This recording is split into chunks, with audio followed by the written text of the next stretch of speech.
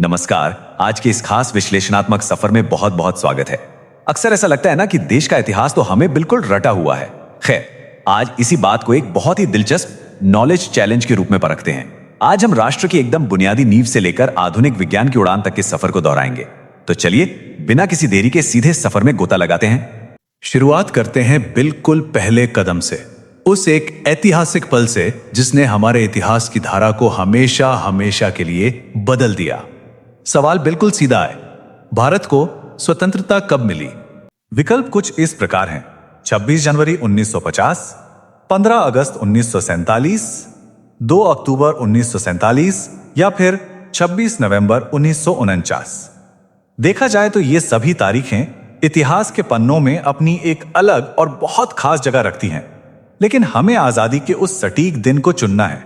सोचने के लिए पूरे 5 सेकंड का समय है। आइए याद करने की कोशिश करते हैं। समय शुरू होता है अब। और बिल्कुल सही जवाब है विकल्प बी, 15 अगस्त 1947। ये वही दिन है जब आधी रात के समय एक स्वतंत्र राष्ट्र के रूप में भारत ने अपनी आधुनिक यात्रा की शुरुआत की थी। सदियों के लंबे संघर्ष के बाद आई इस एक सुबह ने ही आने वाले हर बड़े मुकाम की सबसे मजबूत नींव रखी। अब आजादी हासिल करने के बाद अगला सबसे बड़ा और अहम कदम था इतने विशाल और विविधता भरे देश को सुचारू रूप से चलाने के लिए नियम और कानून बनाना। तो इसी से जुड़ा हमारा अगला सवाल है, भारत के संविधान के मुख्य वास्तुकार यानी निर्माता कौन है? विकल्प ये रहे: ए महात्मा गांधी, बी डॉक्टर भीमराव अंबेडकर, सी जवाहरलाल नेहरू या फिर डी राजेंद्र प्रसाद। ये सभी नाम हमारे इतिहास के बहुत बड़े दिग्गज हैं, लेकिन वह मुख्य व्यक्ति कौन था जिसने दुनिया के सबसे बड़े लोकतंत्र का इतना विस्तृत ढांचा तैयार किया?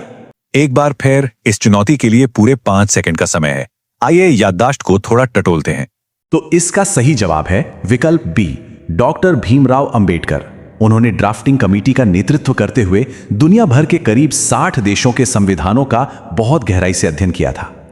2 साल 11 महीने और 18 दिन की उस कड़ी मेहनत के बाद एक ऐसा मजबूत ढांचा तैयार हुआ जो आज भी पूरे देश को एक धागे में पिरोए हुए हैं।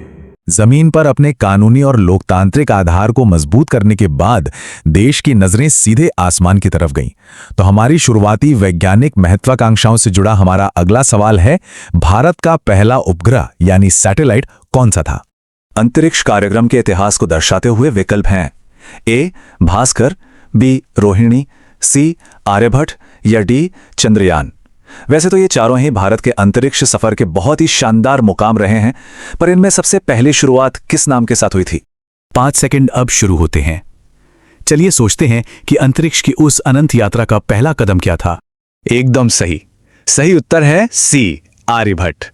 महान भारतीय खगोल शास्त्री और गणितज्ञ के नाम पर रखा गया ये उपग्रह साल 1975 में लॉन्च किया गया था। सही मायने में इस एक कदम के साथ ही राष्ट्र ने अपनी वैज्ञानिक क्षमता का लोहा पूरी दुनिया में मनवा दिया था। चलिए विज्ञान की दुनिया से थोड़ा आगे बढ़ते हुए राष्ट्रीय रक्षा के एक बेहद अहम और संवेदनशील पड़ाव की ओर रुख करते हैं। हमारा अगला सवाल है, कारगिल युद्ध किस वर्ष हुआ था?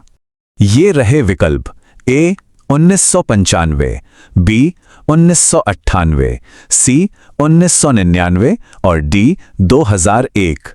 इतिहास का यह वो समय था जब देश ने कड़ाके की ठंड और बेहद दुर्गम पहाड़ियों के बीच अपनी सीमाओं की रक्षा के लिए एक अद्वितीय साहस का परिचय दिया था। इस महत्वपूर्ण ऐतिहासिक घटना को याद करने के लिए फिर से पूरे 5 सेकंड का समय है और इसका सही जवाब है विकल्प सी 1999। वर्ष 1999 का कारगिल युद्ध, जिसे ऑपरेशन विजय के नाम से भी जाना जाता है, हमारे रक्षा इतिहास में एक बहुत बड़ा मील का पत्थर है। दुनिया के सबसे ऊंचे युद्ध क्षेत्रों में से एक पर लड़ा गया ये युद्ध हमारे जवानों के अदम्य साहस की जीती जागती मिसाल है। अब इतिहास के पन्नों को थोड़ा तेजी से पलटते हुए बिल्कुल आज के आधुनिक युग में आते हैं। हमारी चुनौती का आखिरी सवाल अंतरिक्ष अन्वेषण की एक बहुत ही ताजा और विशाल उपलब्धि से जुड़ा है। चंद्रयान 3 की सफल लैंडिंग कब हुई? बिल्कुल, हाल ही के वर्षों को दर्शाते विकल्प हैं।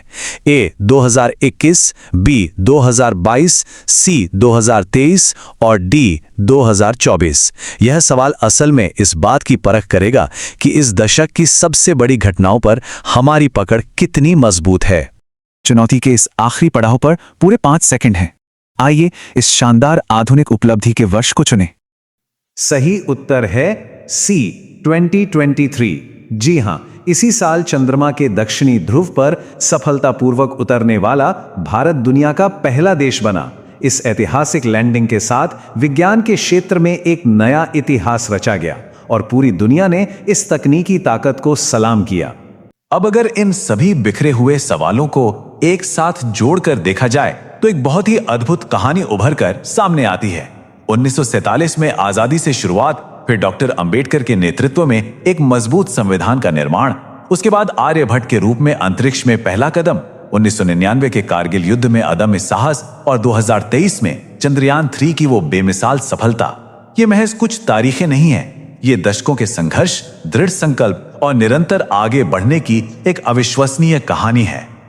लेकिन एक बात तो तय है, ये यात्रा यहीं नहीं रुकने वाली। हमारे आज के इस नॉलेज चैलेंज ने अतीत की नींव से लेकर वर्तमान की ऊंचाइयों को छुआ है। अब सबसे बड़ा सवाल जो हम सब के सामने है वो ये है, इस सुनहरी टाइमलाइन में जुड़ने वाला अगला बड़ा मील का पत्थर क्या होगा? क्योंकि इतिहास तो अभी भी रचा जा रहा है। इसी रोचक विचार के साथ आइए आज के इस विश्लेषण को यहीं विराम देते हैं। इस सफर में शामिल होने के लिए बहुत बहुत धन्यवाद। सीखते रहिए और ऐसे ही शानदार तथ्यों को एक्सप्लोर करते रहिए।